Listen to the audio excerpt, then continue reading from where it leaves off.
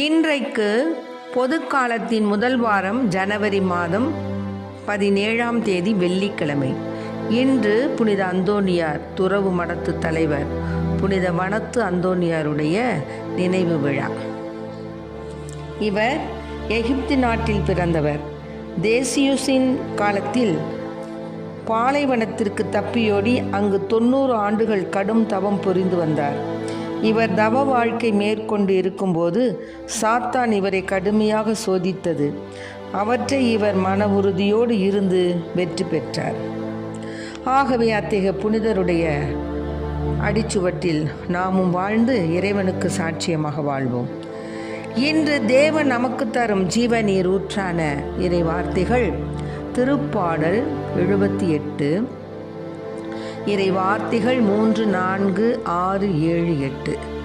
நாம் அனைவரும் பாட வேண்டிய பதிலுரை பாடல். இறைவனின் செயல்களை மறவாதீர்கள், இறைவனின் செயல்களை மறவாதீர்கள், இறைவனின் செயல்களை மறவாதீர்கள்.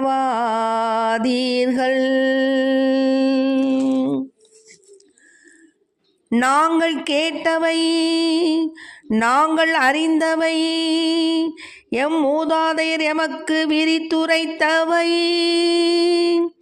இவற்றை உரைப்போம்.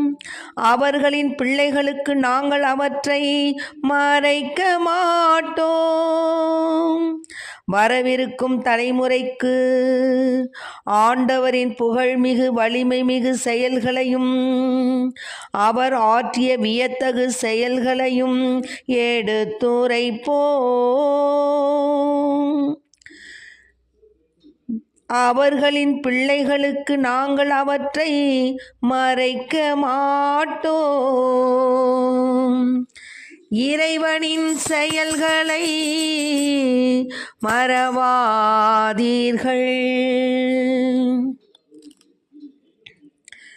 வரவிருக்கும் தலைமுறையினர் இவற்றை அறிந்திடவும், இனி பிறக்க இருக்கும் பிள்ளைகள் இவர்கள் தம் புதல்வர்களுக்கு ஆர்வத்துடன் கற்றுக் கொடுக்கவும், அதனால் அவர்கள் கடவுள் மீது நம்பிக்கை வைக்கவும், இறைவனின் செயல்களை மறவாதிருக்கவும், அவர்தம் கட்டளைகளை கடைபிடிக்கவும், வரவிருக்கும் தலைமுறையினர் இவற்றை அறிந்திடட்டும். இறைவனின் செயல்களை மறவாதீர்கள்.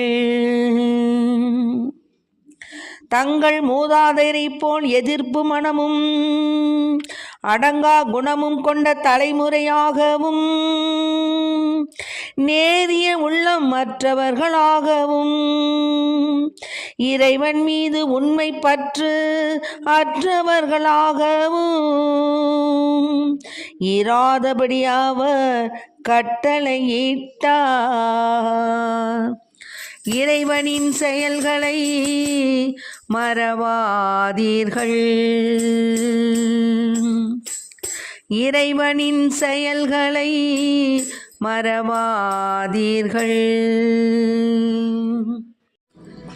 என்று நம் தேவன் தரும் ஜீவநீர் ஊற்றான இறை வார்த்தைகள் என்னன்னு கேட்டிங்கன்னா, ஆழமான நம்பிக்கையை நாம் கொண்டிருக்க வேண்டும். அதுதான் தேவன் மீது நாம் ஆழமான நம்பிக்கையை கொண்டிருக்க வேண்டும். எப்படின்னா, நாம் கேட்டவை, நாம் அறிந்தவை எல்லாவற்றையும் நம் மூதாதையர் நமக்கு விரித்துரைத்தவை, இவை எல்லாவற்றையும் நம் பிள்ளைகளுக்கு நாம் மறைக்கக்கூடாது. வரவிருக்கும் தலைமுறைக்கு ஆண்டவரின் புகழ்மிகு வலிமை மிகு செயல்கள், அவர் ஆற்றிய வியத்தகு செயல்களை எடுத்துரைக்கணும். ஆமேன். ஆகவே இன்று தேவன் நமக்கு தரும் ஜீவநீர் ஊற்றான இறை வார்த்தை என்ன தெரியுங்களா? நாம் கடவுளிடம் நமது வேண்டுதலின் வழியாக நமக்கு கிடைத்த எல்லாவற்றிற்கும் நாம் நன்றி கூற வேண்டும். அவரிடமிருந்து எல்லா ஆசையும் பெற்று நம்முடைய பணியினை திறம்பட செய்ய வேண்டும். அதற்கு எது உறுதுணையாக இருக்கிறது? நம்பிக்கை. நம்பிக்கை தான் நாம் நம்முடைய முன்னோர்கள் கேட்டவை, நமக்கு சொன்னவை எல்லாவற்றையும் அவர்கள் எப்படி இறைவனிட நம்பிக்கையுடையவர்களாக இருந்து